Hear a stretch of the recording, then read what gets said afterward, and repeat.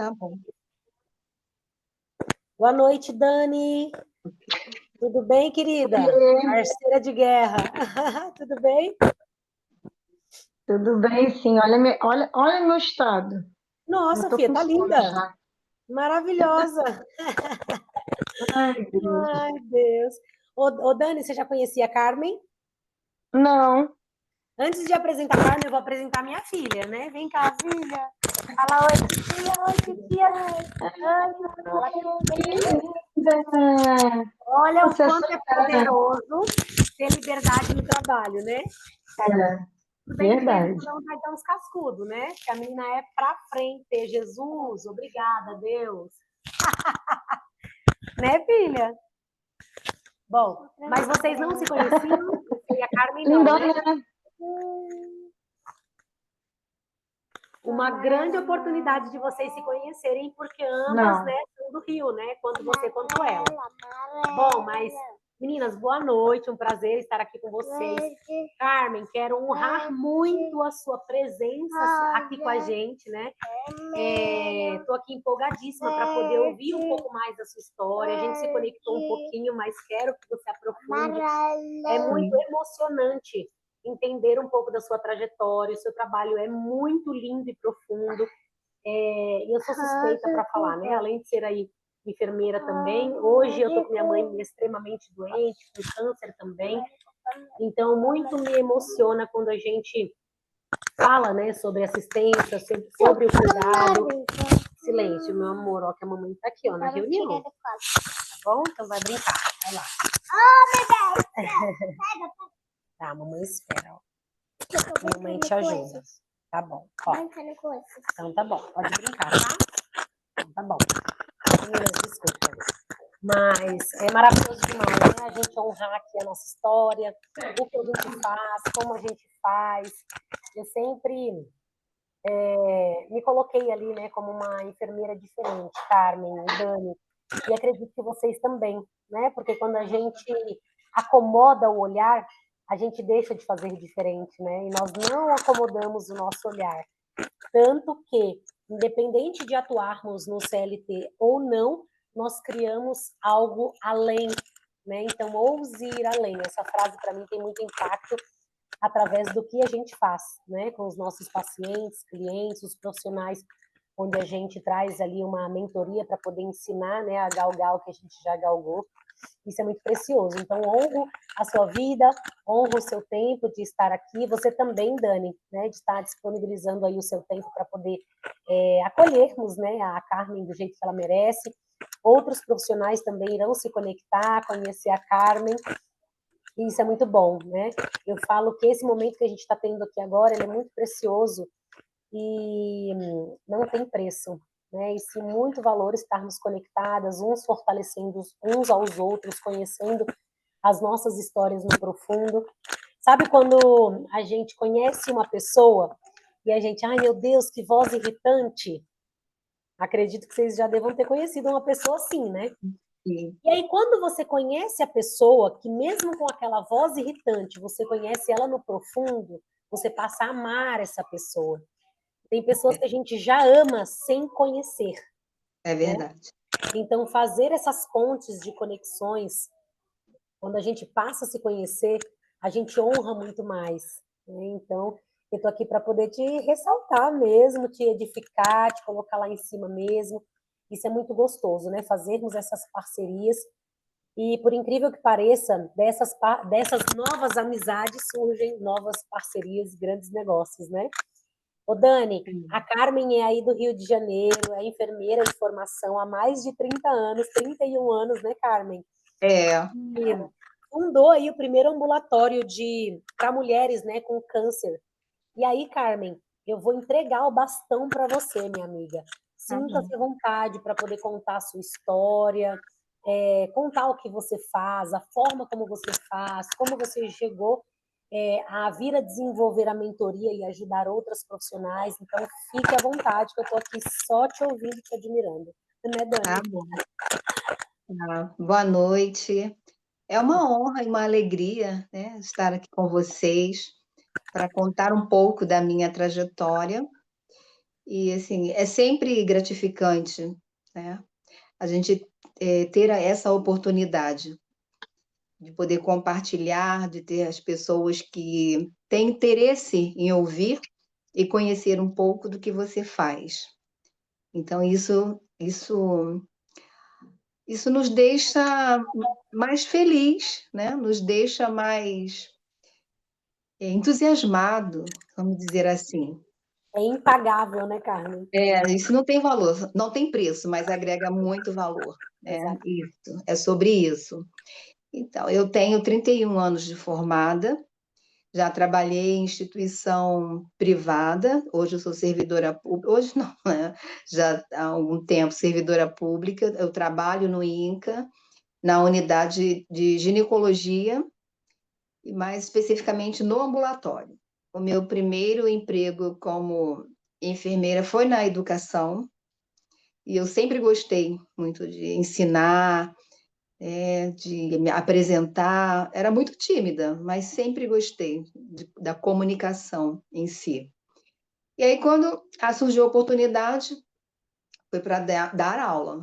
Então, eu enfrentei, fui como se fosse um desafio. Amei.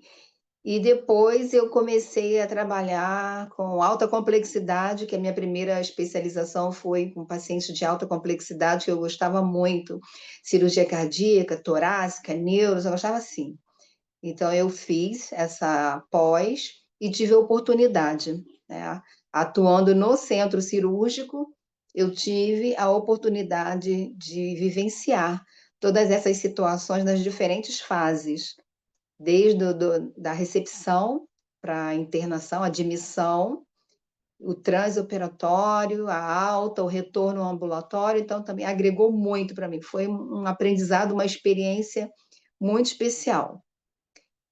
E depois eu fui fazer o mestrado, porque eu tinha estabelecido como meta na minha vida, enquanto, né, tiver memória, eu gostaria de continuar estudando. Então, eu quero fazer a graduação, a especialização, o mestrado, doutorado, sempre estudar, sempre. Eu sempre gostei muito. Então, isso aí sempre foi o que eu estabeleci, né, para a minha trajetória. E comecei.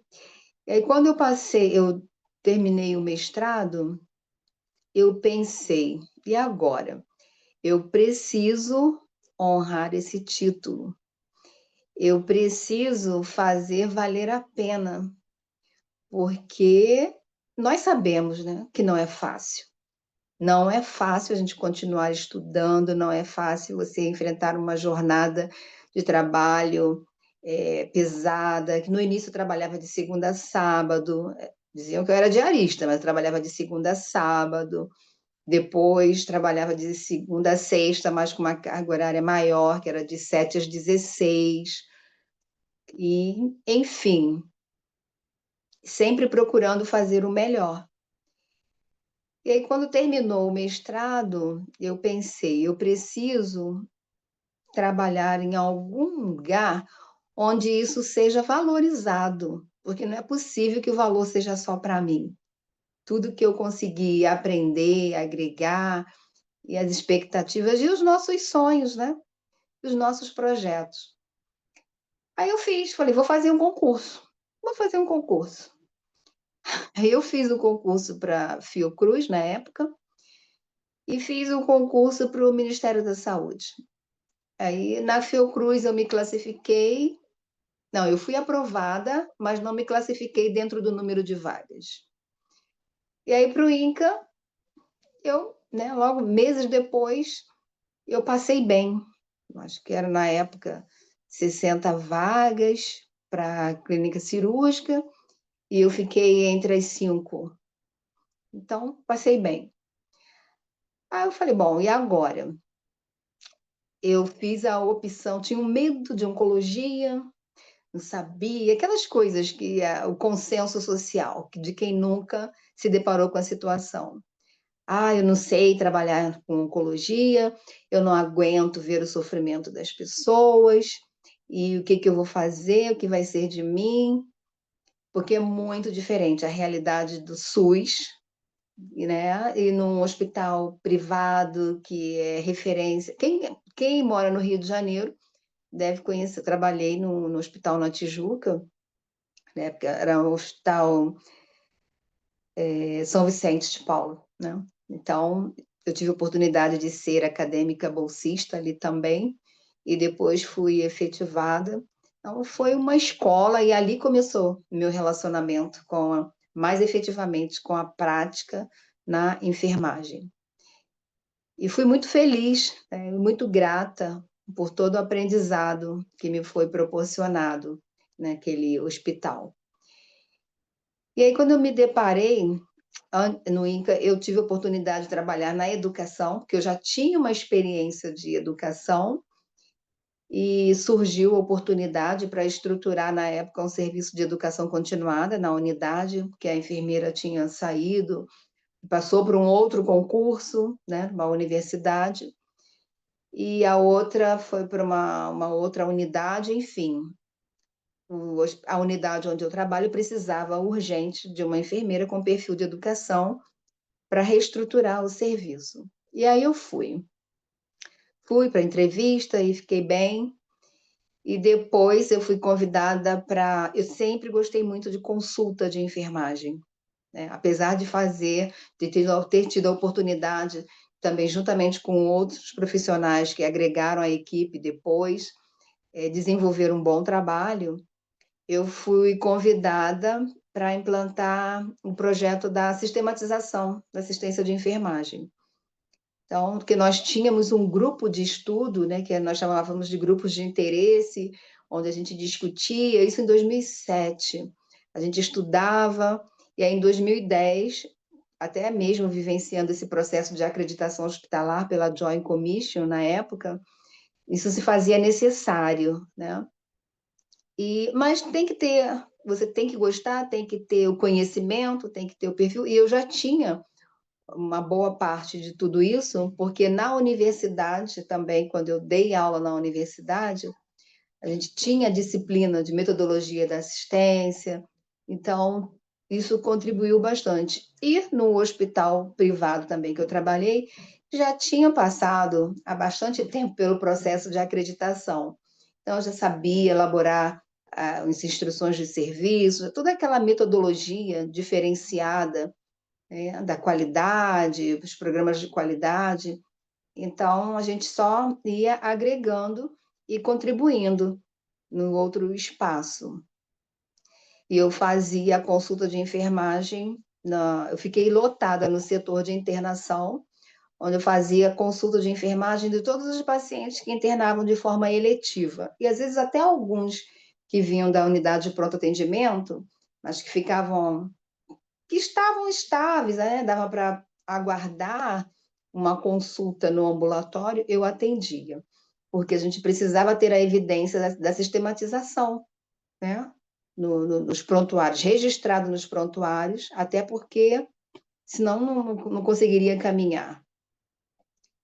E aí depois, já nesse período, atendendo os pacientes, né, para diferentes situações, ou internando para suporte clínico, ou para cirurgia, que quando eu cheguei no INCA, o perfil da unidade ainda era de cirurgia curativa, com essa expectativa. Hoje, nós temos um percentual alto de mulheres que chegam para internar, mas com a doença avançada. Então, acho que em torno de 70,4% das pacientes que eu admito hoje são para fazer tratamento radical. Se for principalmente colo do útero. A proposta terapêutica é quimioterapia, radioterapia e braquiterapia. Ou, às vezes, até a radioexclusiva, a depender do estadiamento da condição clínica que elas apresentem. Ô, Carmen, posso Sim, fazer uma pergunta? pode? Nossa, me assusta, né? 74% das mulheres com tratamento radical. Isso é uma questão, você acredita, né, que é cultural? Ou porque realmente fica anos sem fazer ali um preventivo? Existem várias situações, mas, assim, existem os fatores de riscos evitáveis e que as mulheres são expostas precocemente. E tem também a dificuldade ainda sobre a questão das medidas de prevenção.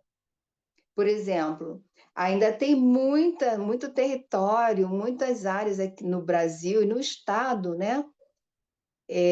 Dificuldade de acesso para realizar o exame preventivo e o acesso ao resultado desse exame e o fluxo, que vem, consequentemente, a consulta, quando ele dá positivo, a consulta com o especialista para definir a proposta terapêutica. Agora, eu tenho, né, observado nesses últimos 2 anos, vamos dizer assim, um dinamismo maior, principalmente em relação à radioterapia, que é uma das bases de tratamento. Mas o que acontece, Fernanda? As pacientes, as mulheres, elas estão sendo expostas aos fatores de riscos precocemente, por exemplo, início de vida sexual precoce. Aí isso vai desencadear o quê? Para a maioria, multiplicidade de parceiros, estilo de vida também, tipo tabagismo, o não uso de preservativo e a vacina contra o HPV. A meta, né, melhorou um pouco, mas ainda não está no nível ideal estabelecido pelo Ministério da Saúde. E mesmo com as modificações que já ocorreram, tipo, meninos e meninas de 9 a 14 anos precisam tomar a vacina contra o HPV. Por quê? Algo em torno de 70%, né, dos casos dos cânceres são de responsabilidade do HPV oncogênico e que tem a vacina oferecida pelo SUS. E tem Sim. até o programa Vacina na Escola, não em todas, mas em várias, assim, pelo menos no Rio, São Paulo, tem esses projetos de vacina na escola. Porque o Cara, adolescente ou o pré-adolescente não vai sozinho, né, para tomar a vacina. sim, exatamente. Essa vacina, ela não é uma vacina tão antiga. É uma vacina que foi aí disponibilizada pelo SUS, deve ter o quê? Uns 10, 15 anos? Não, o primeiro esquema foi em 2014. 2014, então tem 10 anos. 2014. Ela eram 2 doses, eram primeiramente 3 doses, depois passaram para 2 doses. Aham. Ano, e ano passado, no mês de março, ela passou a ser dose única pelo SUS. Maravilha. E no início, o questionamento é de que ela era uma vacina cara, né? Custava algo que variava de 600 a 800 reais cada dose. E a depender do laboratório, precisava de ser administrada 3 doses. Depois passaram para 2, mesmo assim com intervalo de 6 meses, e ainda assim, e no SUS, e as pessoas com essa dificuldade de aderir mesmo. E agora ela é dose única. Que bênção. Isso facilita muito o processo, né? Para quem Sim, é. recebe. Aí sempre que eu tenho oportunidade também, que eu vou fazer uma palestra, mesmo para dar a aula, para falar sobre o câncer do colo do útero, os tumores pélvicos, eu sempre reservo um espaço, porque para falar do tipo de câncer, é muito importante falar sobre as medidas de prevenção também, né? E no contexto da consulta, o que eu consigo também constatar na fala das mulheres? Além da dificuldade de acesso, às vezes tem as situações dos laudos, vamos dizer assim, inadequados. Não sabemos especificar se são erros de leitura, não? Ou, sei lá, o que aconteceu. Eu sei que a mulher. E também tem a questão da comunicação. Às vezes elas recebem uma informação de que existe uma lesãozinha que não há nada com que deva se preocupar, mas que ela deve retornar na consulta para acompanhar. Aí quando você coloca no diminutivo, na primeira barreira, sei lá, o médico não foi naquele dia, ou o aparelho estava quebrado, qualquer situação já é motivo para que elas esmoreçam. Ah, é uma lesãozinha. Não, não é uma lesãozinha. É uma lesão intraepitelial de alto grau. Você precisa retornar em 6 meses para refazer o procedimento, que seja a colposcopia, né? Olha, vai fazer aqui uma cirurgia a laser para retirar um fragmento, mandar para biópsia. Você precisa mudar o seu estilo de vida, precisa parar de fumar, precisa se alimentar melhor para a imunidade ficar ok, porque são uma série de fatores que vão contribuir para que essa infecção pelo HPV persista ou para que o próprio organismo elimine. Porque quando se é bem jovem, esta possibilidade existe. Mas, somando os cofatores, que são tabagismo, multiplicidade de parceiros e outras questões, a infecção persiste. Porque a mulher, nós ouvimos muito frequentemente falar assim: do nada, fulano estava com uma cólicazinha, descobriu uma doença avançada, não tem nem como fazer cirurgia, já está com o rim comprometido, ou com a bexiga, ou com o intestino. Não foi do nada. Aquele tumor, um dia, foi uma lesão intraepitelial de alto grau, de baixo grau, depois alto grau. A história natural da doença diz que o câncer, propriamente dito, ele leva de 8 a 10 anos para evoluir.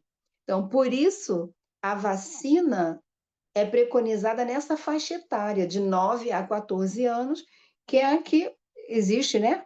O consenso de que a maioria dos meninos e meninas ainda não iniciaram sua atividade sexual, não foram expostos a esse tipo de vírus que é de contato sexual, que é Carmen, transmitido, né, via contato sexual direto. Sim. Deixa eu te fazer uma outra pergunta. Você percebeu que de 2014 para cá, os casos novos, né, as incidências, aumentaram ou diminuíram de 2014 para cá? A estimativa aponta que aumentaram. Que aumentaram, mesmo com a É. vacina. Que loucura! É, porque a meta da vacina ainda não foi alcançada. Sim, sim. E você vê mudanças, assim, as variações no estilo de vida das pessoas. Sim. Então, isso tudo contribui. Não, e honestamente, talvez a gente perceba esse impacto provavelmente daqui mais uns 10 anos, né? Um impacto positivo. Ah, sim, é. Tem exatamente. 2000 a gente tem sim essa expectativa. Sim, legal. Por isso que a gente tem que reforçar, precisa disseminar essa informação, né, sobre a questão das medidas de prevenção. Fazer o exame preventivo ginecológico, tomar a vacina, usar o preservativo. Tem muitos pacientes que perguntam quanto tempo tem que usar, ou então, olha, não, mas o meu parceiro é único, ou nós já estamos num relacionamento sério, precisa usar durante quanto tempo? Não, não é quanto tempo, você precisa usar sempre. Deveria já ter começado, né, iniciado a vida sexual usando o preservativo, mas não é a realidade da maioria. Então, não é só, nós falamos do câncer de colo do útero, mas muitas ainda, quando fazendo os exames, a gente descobre que tem o HIV, que tem hepatite, né? Tudo de transmissão via sexual, porque às vezes elas não sabem nem o que tem, mas acontece essa situação. E aí, nessa consulta, eu tenho o privilégio de atender as mulheres nas diferentes fases, né, no ambulatório. Eu atendo antes de começar o tratamento, que é uma consulta, é uma orientação em grupo que eu faço para as mulheres que vão ser submetidas a tratamento de radioterapia e quimioterapia. Pode ser. Aí o diagnóstico não importa, a topografia. pode ser colo do útero, pode ser corpo, né, que é o endométrio, pode ser ovário, quer dizer, elas fazem uma cirurgia, precisam complementar com a quimioterapia, a depender do estadiamento e condição clínica, ou é a radioterapia exclusiva, ou tratamento combinado, que é para a maioria das que têm câncer de colo do útero, é quimioterapia combinada com a rádio e finalizando com a BRAC. Então, a gente precisa explicar para elas, precisa acolher, primeiro, né, de tudo, acolher essa mulher e o seu familiar, explicar o fluxo de tratamento, como é que vai ser esse tratamento. A radioterapia aqui no Rio de Janeiro, ela é regulada pela Secretaria Estadual de Saúde. Então, o que significa essa regulação? Onde elas vão dispostar a pegar essa autorização, como que elas vão receber, e o que elas podem e devem fazer para se preparar, né, fisicamente e emocionalmente para essa etapa de tratamento. Então, eu falo sobre o autocuidado, enfatizo a questão dos cuidados com a pele, a importância de observar, de conhecer, de promover, proteger, aumentar, né, vamos dizer assim, a proteção dessa pele para prevenir lesões em relação à radioterapia, a importância da mudança do estilo de vida. Todas essas informações eu passo para elas, falo da hidratação, também o hospital disponibiliza um gel hidratante para ajudar, tá, na proteção da pele, uma cartilha falando sobre a radioterapia.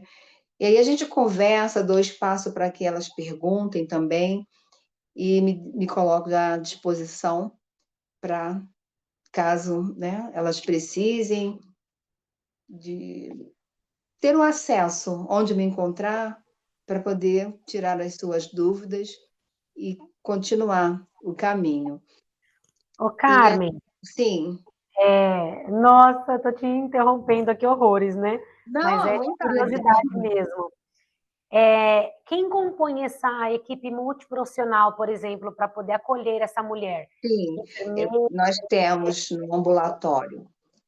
É porque, de acordo com a Política Nacional de Humanização, você precisa ter, no mínimo, 3 categorias profissionais diferentes. Então, eu tenho enfermeiro, a PNH diz isso. Então, lá, enfermeira, assistente social, psicóloga, o médico, né, que no primeiro dia, e tem a nutricionista, é isso, enfermeiro, médico, assistente social, e fisioterapeuta. E físio também, que legal. Tem, fisioterapeuta também. Porque as pacientes que vão fazer cirurgia, elas fazem a pré-habilitação cirúrgica, né? As que fazem exercícios, eles fazem avaliação, acompanham. As nutricionistas também, as pacientes, principalmente as pacientes que vão fazer cirurgias para ressecção de massa pélvica, tumor de ovário, que já estão mais emagrecidas, que tendem, né, a ter um risco maior, então elas precisam começar a suplementar, tipo, 15 dias antes da cirurgia, e são acompanhadas também. A questão do serviço social, os direitos dos pacientes, que as pessoas não sabem dos seus direitos, os direitos sociais, né, vamos dizer assim, os benefícios para ajudar as pacientes a aderirem ao tratamento, porque, por exemplo, a radioterapia são todos os dias, é de segunda a sexta, só não funciona sábado, domingo e feriado. Então, a Secretaria de Saúde, dentro do que é possível, ele regula para um acesso mais fácil em relação ao CEP da usuária, né, ou da paciente, dentro do que é possível, mas ainda assim, às vezes fica dispendioso para elas fazerem esse deslocamento todos os dias. São, em média, às vezes 25, 30 frações de radioterapia, dias úteis. Então, às vezes elas precisam saber que existe um benefício, quem é contribuinte para o INSS tem auxílio doença, tem os laudos que precisam ser liberados, tem os formulários para dar entrada no cartão de transporte, a depender, né, da região, do município. Então, a assistente social que dá toda essa orientação para elas. Liberação de fundo de garantia, quitação, isenção de imposto de renda, uma série de informações. São os direitos sociais dos pacientes com câncer. Então, isso também faz muita diferença para as pacientes e para as famílias também. E aí tenho também, ainda nessa situação da paciente com a doença avançada, uma consulta para avaliação de nefrostomia. Nós temos muitas pacientes que hoje eu estou com uma estimativa de aproximadamente 80 pacientes no ambulatório em uso de nefrostomia e ou duplo J, né? Algumas, antes de começar o tratamento, elas já vêm pela emergência com insuficiência renal aguda, e aí elas precisam, né, colocar o catéter para dialisar, e aí interna, estabiliza, e depois implantam um catéter de nefrostomia. E eu acompanho. Por que essa questão nefrológica, Carmen? Desculpa. Acho O que eu que perdi a acontece? meada. Não, qual é a real necessidade da mulher necessitar colocar um duplo J? Sim, hidronefrose ou o tumor é tão grande que comprime, entendeu? Na maioria dos Entendi. casos é hidronefrose, que aí ela não tem uma função renal adequada, elas entram num quadro de, né, muito vômito, hiperêmesis, vômito, vômito, vômito, vômito, dor abdominal, confusão mental, aí você colhe o sangue, já vai ver, né? Ou então edema, retenção, aí você vai ver ureia e creatinina lá no céu. E aí a forma de estabilizá-las é fazendo o procedimento. E aí, com isso, a quimioterapia se torna inviável para a maioria, que às vezes acontece de ser bilateral, né? A questão do comprometimento renal. Aí fecha a possibilidade dela para a maioria dos protocolos de quimioterapia. E às vezes é unilateral, às vezes ela já, né, coloca um duplo J, mas quando entra nessa situação de nefro, eu acompanho essas pacientes, e aí eu tenho a consulta de enfermagem específica, dias específicos e horários também. Então, eu faço a orientação para o autocuidado, o que elas precisam observar em relação à eliminação, o intervalo para troca do coletor. Eu tenho uma médica que acompanha junto comigo, então toda essa parte, se tiver infecção, o intervalo de troca do catéter, que precisa ser encaminhada para medicina intervencionista, para fazer a troca, que é intervalo de 6 meses, se não tiver nenhuma intercorrência, e disponibilizo, né, os insumos para que elas façam a manutenção no domicílio e retornem, né, se não tiver nenhuma intercorrência, o retorno é para 30 dias, e observando a integridade da pele, o autocuidado, como é que elas estão, até a fase de adaptação. Tem paciente que já usa nefrostomia desde 2000, desde 2015, 2012, né? E assim, Segue com a nefro ad eterno, assim, mesmo tendo uma cura do câncer, por exemplo, a nefro... porque aí depende. Por exemplo, tem algumas que ficam 6 meses, depois conseguem passar o duplo J, mas tem outras que não conseguem. Tem algumas também que a rádio, o efeito da rádio, ele é tão intenso que você não consegue definir o que é ureter, o que é uretro, o que é o quê naquele sistema urinário. Então, Nossa. ela precisa da nefrostomia. Tem esses casos também, né? Quando chega Mas a fazer a nefrostomia, aí realmente é só essa via, né? então, assim, eu fiquei bastante feliz porque eu vi algumas pacientes, né, jovens, como sempre, que Uhum. usavam duas nefros.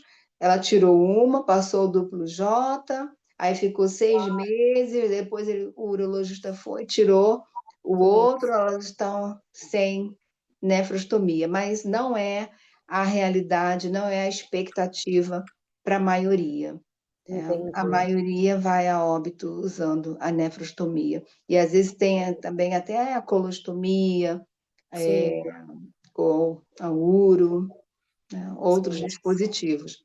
Mas, assim, a gente trabalha com essas mulheres, né, e aí aí vem as demandas. Como você falar que ela não tem evidência de doença, não tem lesão residual, mas com todo esse comprometimento, olha, você vai viver a sua vida porque você não tem doença, está livre da doença, não tem lesão residual, vai aumentando o intervalo, porque após o tratamento, elas ficam, no caso, tumores pélvicos, né, sendo acompanhadas durante 5 anos ali na unidade, com as consultas sempre agendadas, e aí é a sobrevida, né, que a gente precisa acompanhar, e aí a qualidade de sobrevida dessas mulheres. Era uma outra questão que debatia muito assim comigo em relação à qualidade do serviço, à oportunidade da consulta e as necessidades das mulheres.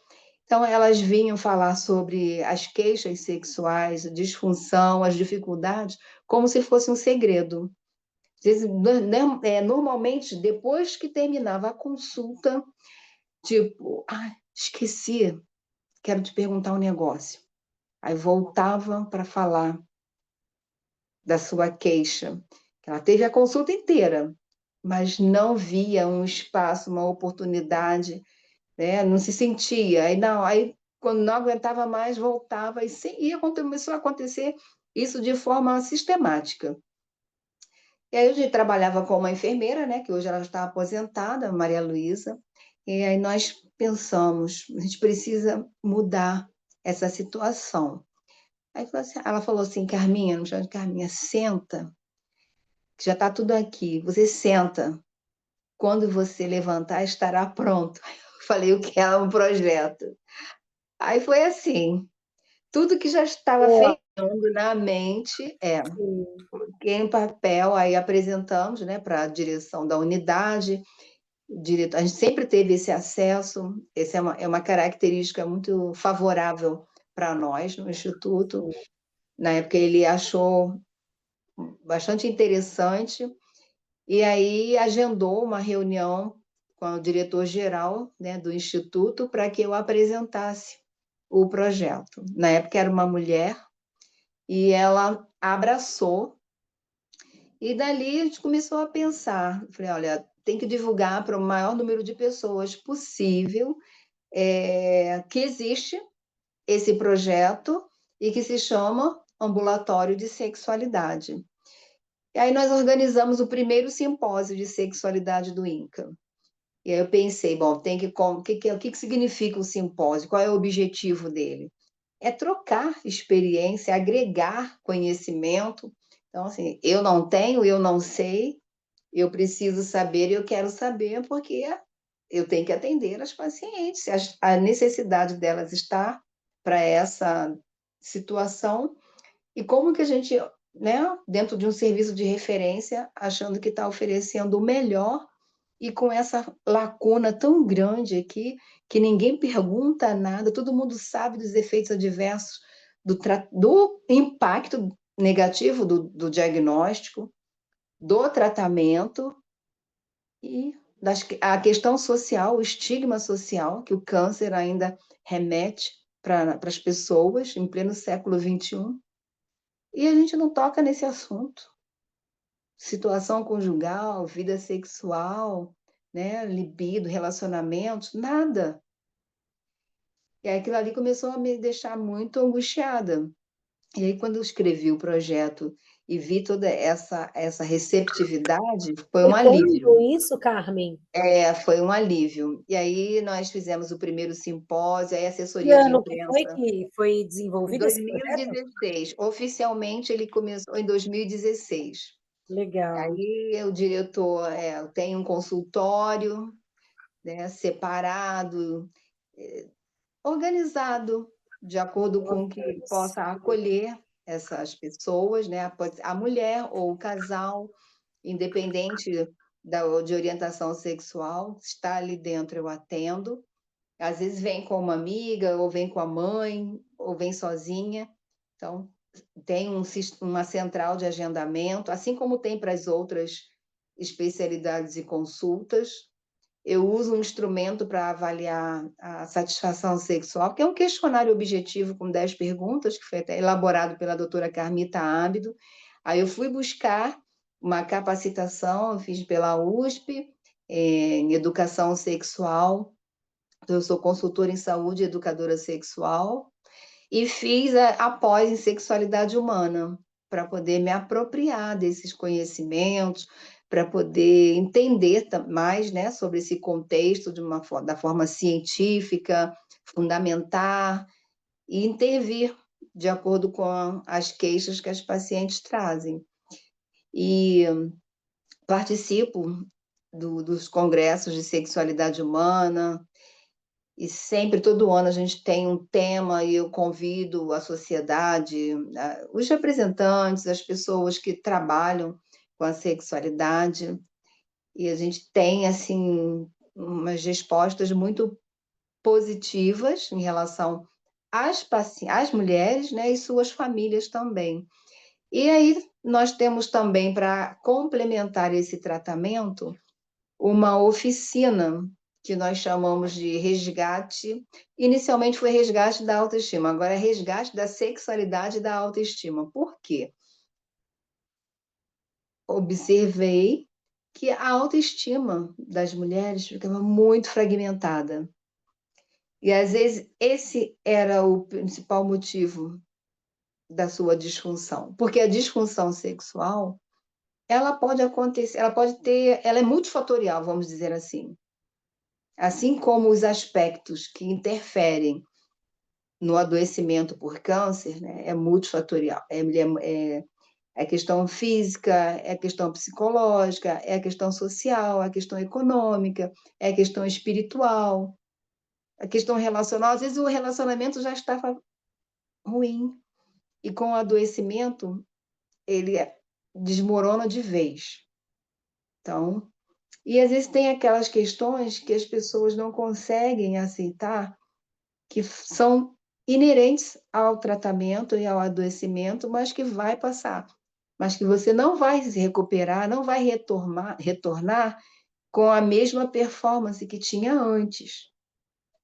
O organismo se modifica, mas ele não se modifica externamente, a depender do tipo de câncer, mas se modifica internamente. Ou que seja, na sua forma de ser, na sua forma de pensar, ou na forma de sentir. E o corpo fala tudo isso. Então, a gente precisa. Então, nesse ambulatório, tem as consultas individuais e tem a oficina, que hoje é uma roda de conversa, onde eu tenho um grupo no WhatsApp com 45 participantes, e eu tenho 2 psicólogas que ajudam, e tem os convidados, né? Que às vezes tem a paciente, às vezes tem o cônjuge que vem também, às vezes tem a mãe e uma filha, né? Mas a maioria, e a gente discute todo e qualquer tema relacionado com a saúde da mulher. Então, é comunicação no relacionamento, comunicação no sexo, a libido. Falo para elas que é libido hipoativa. Ela fala, não, estou sem libido. Não. Eu aprendi com a doutora Carmita que a libido de ninguém morre ou vai embora. Ela fica hipoativa, ela fica adormecida. Então, você precisa adaptar práticas sexuais, você precisa conhecer o seu corpo, a maioria não conhece. Eu mostro o desenho, o que é uma vulva, o que é uma vagina, o que é um clitóris, o que é um canal vaginal, o que é uma pelve, para você entender. E assim, e fala sobre relacionamentos abusivos, fala sobre relacionamento tóxico, fala sobre reinventar, retorno ao mercado de trabalho, empoderamento, direitos sexuais, direitos reprodutivos. A gente fala sobre tudo na Seu roda de trabalho é conversa. lindo, Carmen. E assim a gente tem conseguido, a gente fala sobre os exercícios de dilatação vaginal para prevenir a estenose. O que é a estenose? É uma complicação esperada para quem tem o câncer na região pélvica e é submetido a tratamento radical, que seja por uma cirurgia, né, ou pela rádio e quimioterapia, e que existem recursos para minimizar ou recuperar essa mucosa, né, que é o hidratante intravaginal, que muita gente nem nunca ouviu falar. Às vezes vai no ginecologista, reclama, e ele diz que isso é assim mesmo, vai no oncologista, isso é assim mesmo, é feito o tratamento, não prescreve nada. Então, todo mundo acha que um consenso, né, uma representação mesmo social. Não pode fazer reposição hormonal, porque o câncer retorna, que piora, depende do tipo de câncer, depende, né, da condição clínica, depende da queixa e do quanto isso está comprometendo a qualidade de vida e bem-estar dessa mulher e da sua família. Então, na consulta em sexualidade, é sobre isso. Primeiro, explico para elas o que é sexualidade, se é que elas não sabem, não entendem, porque a maioria das pessoas ainda pensa que quando nós falamos de sexualidade, nós estamos falando de ato sexual. Ato sexual é uma consequência, e faz parte, pode acontecer ou não.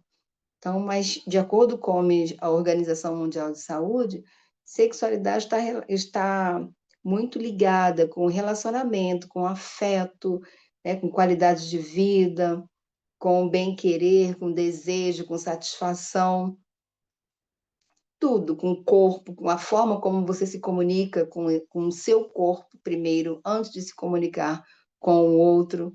Então, tem muita coisa envolvida com a questão. E aí você precisa entender esse contexto, né, para você até falar sobre a sua dificuldade. Então, às vezes, é a questão do diálogo. Se a pessoa tem dificuldade de falar sobre a sua dor, sobre a sua dúvida, ou sobre o seu desejo, e aí quando você pensa, né, e agora? Terminou o tratamento, a vida segue, porque nada para. Eu falo para elas, olha, vocês adoeceram, receberam um diagnóstico, fizeram um tratamento, mas nada no mundo parou de acontecer. Então, você precisa respeitar os limites do seu corpo, mas seguir dentro do que é possível e necessário. Então, se precisa de uma hidratação, é uma orientação. O que está mais te incomodando? Qual é a sua queixa? Ah, eu não tenho desejo, não tenho vontade nenhuma de ter intimidade, de ser tocada, de ter relação com meu parceiro, porque eu sinto dor, porque sangra, porque arde. Aí isso é o ressecamento, por conta do tratamento e também porque entram na menopausa precoce. Então, tem intervenção para isso. Então, a gente precisa escutar, entendeu? Aí você vai chegar, bom, a libido está ali. Então, nem, a maioria das mulheres não sentem prazer, não gostam de sentir, não conseguem atrelar dor, sofrimento a prazer, né? Ainda mais Carmen, em é SUS, consequência de um né? tratamento. É Hã? hospital público? É, né? Oi? É o hospital público onde você Sim. atua, né? É, Sim, o Instituto Nacional do né? Câncer, é Sim. o Ministério da Saúde, É, mas o atendo SUS também em funciona, particular. né, gente? Né, Dani? O SUS funciona. Funciona, Ai, Deus.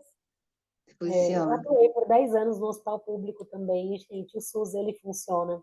Eu acho a coisa mais linda, né? Talvez não na velocidade da luz como gostaríamos, mas enfim, ele funciona. Funciona. E além de funcionar, ele funciona, na verdade, né, por conta de nós, né, por profissionais comprometidos e competentes, né, a fazer o sistema funcionar. Né? Isso é Sim. lindo demais, esse trabalho é incrível. Carmen, e me conta aqui um pouquinho mais. Tudo isso no Ô, SUS. Carmen, deixa eu te fazer uma pergunta. Sim. Pode perguntar, Dani, fica à vontade. Então, quem participa do seu projeto, você vai até o cliente lá dentro do INCA ou o cliente tem que procurar o serviço? Como que faz a busca, essa busca ativa? Por quê? Assim, Eu já tratei alguns pacientes com câncer que, inclusive, vieram do INCA, mas assim, meio que desistindo do tratamento, quer dizer, desistindo, né? Na verdade, eles mentem um pouco para a gente, né? Às vezes eles não dizem que já estão em processo de paliação, e aí eles vêm procurando a gente para a gente ajudá-los em casa. E a gente ajuda, né? A gente faz esse tratamento em casa, mas a gente sempre referencia, olha, mas quem está te tratando? Onde que você está? Qual unidade?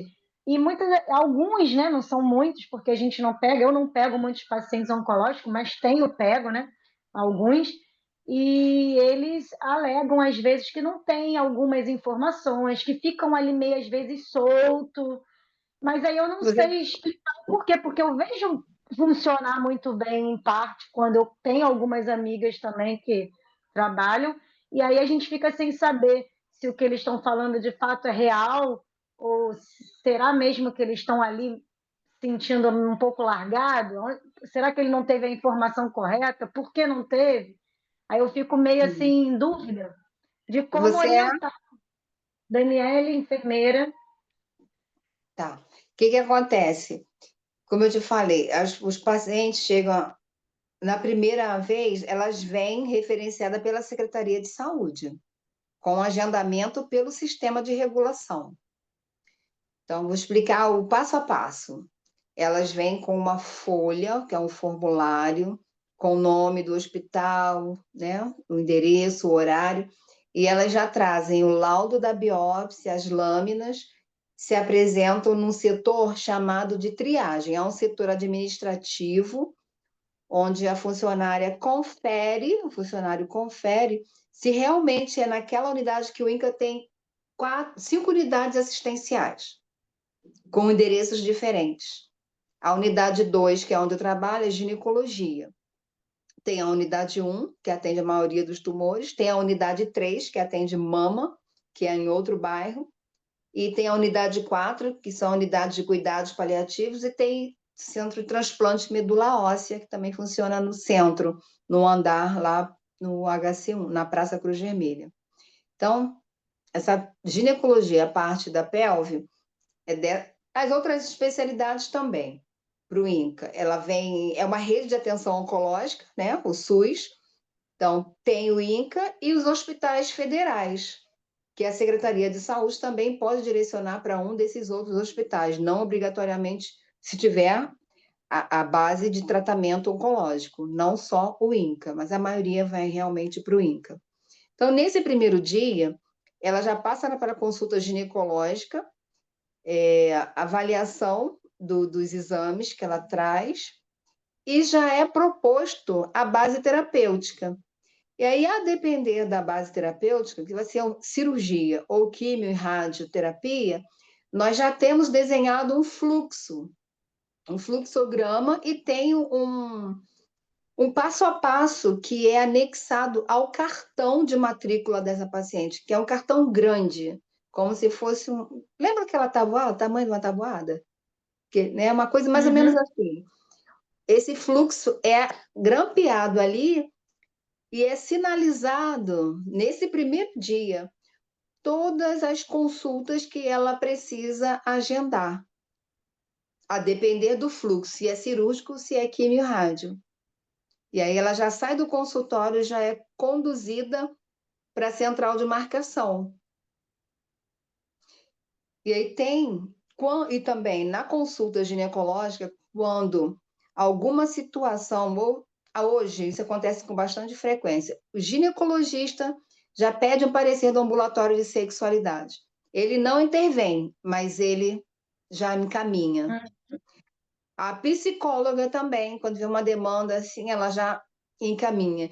E eu tenho uma planilha, né? E eu sempre pergunto para elas, como você, ainda mais quando eu vejo a paciente primeira vez, como que você ficou sabendo do ambulatório? Ou você veio encaminhada por algum outro profissional? Porque tem também a consulta, o grupo, né, que eu faço, que é pós-radioterapia, que é quando elas terminam o tratamento. Então, antes de irem para a consulta com o ginecologista para verificar a efetividade do tratamento, elas passam por mim.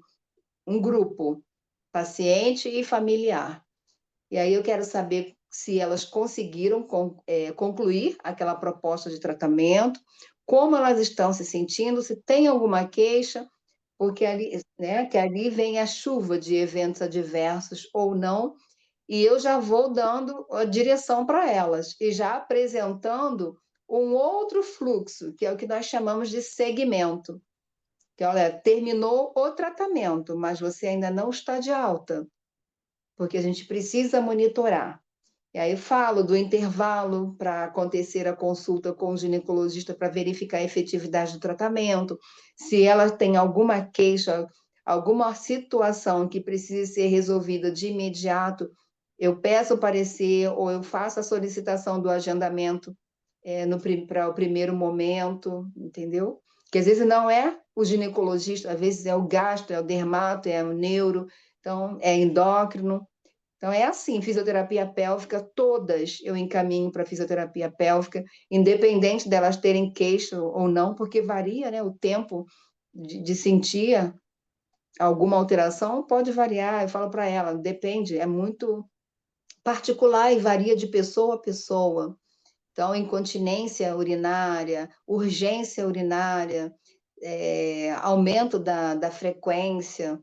Então, tudo isso aí já é esperado. Algumas já trazem e outras ainda não. Ou então elas nem sabem que já estão.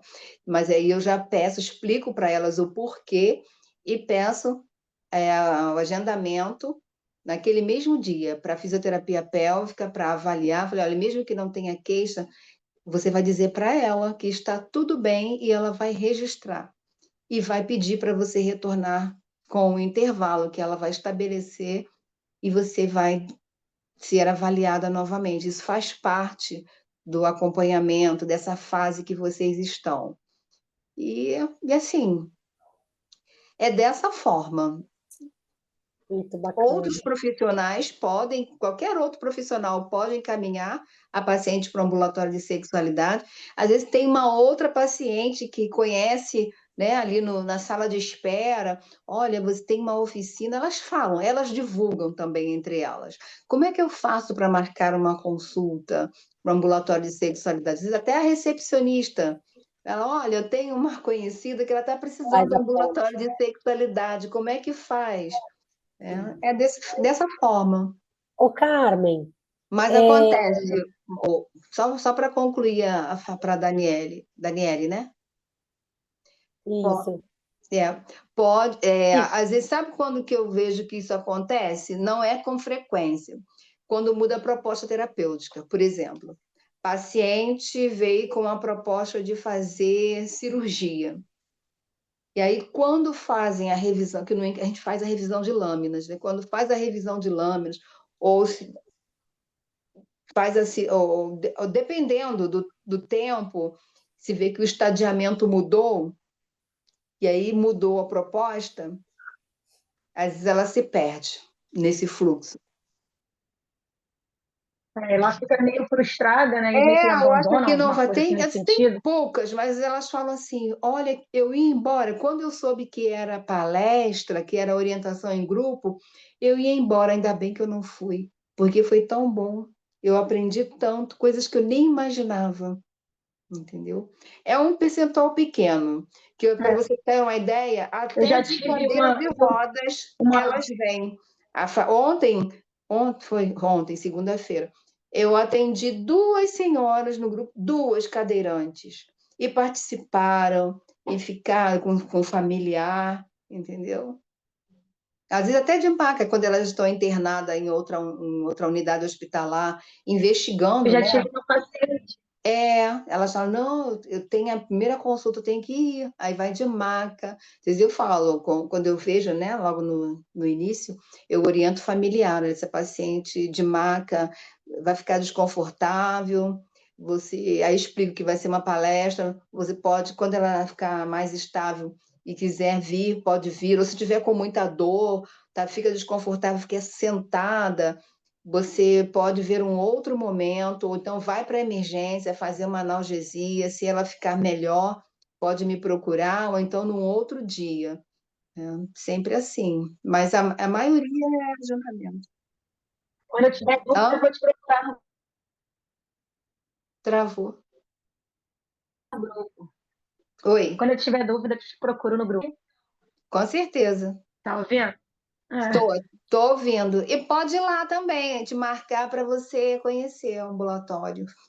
Que legal. Legal. Você mora no Rio, né? Então, é do lado da rodoviária Novo Rio, a unidade que eu trabalho. Até. Que maravilha. Ô, Carmen, Sim, você faz atendimentos de forma particular também? faço. Legal. Então você consegue, né, atuar e fazendo essa ponte, trazendo ali de repente, né, algumas pacientes que se tornam Porque ali. o que que acontece? Aqui no Rio tem muitos serviços, né? Assim, agora também essa questão infelizmente a questão do adoecimento é crescente. E os serviços, principalmente para quem tem saúde suplementar, planos de saúde, né? Ele atende oncologia, mas não tem ambulatório de sexualidade. Então, eu tenho uns Exato. amigos também que atuam na rede privada e eles encaminham as pacientes para mim, Que entendeu? E maravilha. quando não, eu tenho uma rede social, aí assim, né, não tenho muitos seguidores, não, mas sempre que eu faço alguma atividade, as pessoas estão sempre sabendo, e também eu sou palestrante, então sempre tem. Semana Sim. passada eu participei, passada? Ou não, retrasada, foi dia 3, Aham. de um masterclass lá no Que hospital, na legal. Rede Américas, e foi para um grupo convidado, né, que no dia seguinte ia ter o congresso deles de oncologia, então tinha um grupo fechado de convidados e me chamaram, um colega do INCA me indicou para fazer essa masterclass, né, dar essa aula para eles sobre essa questão mesmo dos aspectos da sexualidade, foi na questão destacando o câncer de mama e tumores pélvicos. E dou a aula na pós da UERJ, né, enfermagem oncológica, coordeno o módulo de ginecologia do programa de residência multiprofissional do INCA. Então, a todo tempo a gente está falando e alguém, Que né, legal. Maravilha. lembra de uma situação, olha, eu tenho uma amiga, tenho um familiar, vou pedir para você, por exemplo, a geriatra da minha mãe estava com a tia com um câncer no rosto. E ela ficou assim, a família fica, né, atordoada. Você, mesmo sendo profissional da área da saúde, é tudo muito diferente quando é alguém com quem você tem um vínculo, você tem um afeto, quando é o amor da tua vida. É muito doloroso, você não consegue oferecer a ele todo o cuidado, toda a ciência que você aprendeu, por mais que você se esforce, né? A gente precisa do outro que tem para ter esse olhar que por mais que tenha amorosidade, mas é diferente. E aí ela lembrou de mim, me pediu. Então o motorista ia me pegar, eu fazia isso à tarde depois do INCA. Ela estava em casa, o motorista ia lá me pegar, e eu fazia a assistência, a FIFO fazia a avaliação. E o que mais incomodava ela era o odor da ferida, que ela não sabia como cuidar, né? Ninguém sabia. E aí eu fiz um plano de cuidados para ela, ia lá para trocar o curativo, explicar. Poxa, ela começou a ficar bem melhor, né? E a gente conseguiu resolver a questão dela. E uma outra com câncer de pulmão, também mãe de uma amiga minha, ela não sabia como lidar, ela é psicóloga, mas não sabia como lidar com a mãe de jeito nenhum. E tinha a equipe médica, o plano também em casa, mas cuidados em fim de vida também não é para todo mundo que consegue, né? E eu trabalhei também na unidade de cuidados paliativos do INCA e foi menos de um ano. mas foi assim a experiência mais profunda do fundo da minha alma, vamos dizer assim, que eu vivenciei como enfermeira. E eu primeiro sofria muito, né? Eu chorava, eu dizia que eu ia embora. E eu era líder, nunca tinha trabalhado em enfermaria, trabalhava era líder do 6º andar, tinha 5 técnicos comigo, tinha um oncologista, uma nutricionista, uma assistente social e uma psicóloga. Mas eu que estava lá todos os dias, cedinho, passava visita, e aí primeiro para receber plantão, na beira do leito, e depois, quando eles chegavam, que eles chegavam depois, direcionavam as prioridades, né? Então, esse aqui tem que fazer agora, se deixar para amanhã já perdeu a oportunidade, esse aqui não vai fazer mais, porque não vai ter custo-benefício, esse aqui a gente tem que fazer dessa forma. E era muito rico e muito gratificante, porque a gente tinha voz ativa, a gente era respeitada. E assim, eu como enfermeira líder, ali mesmo tendo aquela minha primeira experiência, mas eu tinha a sensibilidade e, como dizia meu pai, a lucidez de entender aquele contexto e direcionar o que ia ser feito. E todos aceitavam, todos concordavam, me apoiavam. Mas aí, quando tinha umas situações assim, né, que mexiam muito, eu ia para o lavabo, lá no corredor, a água escorria e as lágrimas também. E aí a equipe falava, bom, perdemos nossa enfermeira, ela não vai voltar. Aí eu ia para o final de semana, ou então eu ia para a faculdade dar aula, aí eu chegava naquele pátio, as alunas, professora, você chegou, professora, te amo, não sei o quê, professora, prof, tá lá, e começava, olha, vamos lá, não sei o quê, guardei isso, fiz aquilo. E aí era um outro momento. Aquilo ali me dava assim uma força, uma energia tão grande. E aí eu me acalmava, eu voltava para o hospital na segunda-feira. Estou aqui arrepiada. Foi assim, sabe? E aí eu vi que a gente não precisa de estar dentro de uma unidade de cuidados paliativos, de cuidados, que acontecia mais, era cuidados em fim de vida, né? Para paliar uma pessoa, porque qualquer doença crônica é passível de paliação e ela tem que começar a partir do diagnóstico e justamente para que as pessoas tenham uma sobrevida livre de complicações, para que seja mais leve, até Mais mesmo quando leve. acontecer, Sim, porque nem tudo é inevitável, né? Então é exatamente. isso. Eu só tenho que agradecer a Deus pela oportunidade e pela minha profissão, né, pelo meu emprego, por tudo. Que linda. Parabéns, Carmen. Obrigada. Sua história é muito linda, seu trabalho é muito lindo. E como é gostoso, né? Termos esse vínculo, né? Contando com pessoas, com profissionais que a gente possa indicar de uma forma muito leve, tranquila, sabe? Porque da mesma forma que a gente indica, a gente também precisa, né? Isso é o tempo todo, independente da especialidade. É É, muito bacana podermos contar com profissionais que têm essa expertise e, além da expertise, esse amor, né, em se doar e ter um olhar diferente, para poder direcionar mesmo de uma forma muito mais leve o inevitável. É sobre isso. É um lindo propósito. Parabéns, minha amiga. Parabéns, obrigada. parabéns, parabéns. É Obrigada. uma honra mesmo receber profissionais aqui que eu estou conhecendo agora, né? Como você, a Dani também conheço há poucos meses, né, Dani? Fizemos uma conexão, depois viemos ter uma segunda conexão depois de meses depois, mas sempre nesse movimento, interagindo, perguntando, respondendo, né? E isso é muito bacana. É gratificante demais ter esse momento aqui com vocês. Tenho certeza que muitos profissionais irão se conectar. Enquanto eu estava aqui te ouvindo, eu já me veio aqui uns insights, né? De fazermos essas lives agora abertas, né? Porque não é só o Hum, profissional que merece nos ouvir. Muitas pessoas, né, que que são Sim, pacientes, na verdade, nós também somos pacientes, merecemos nos ouvir, né?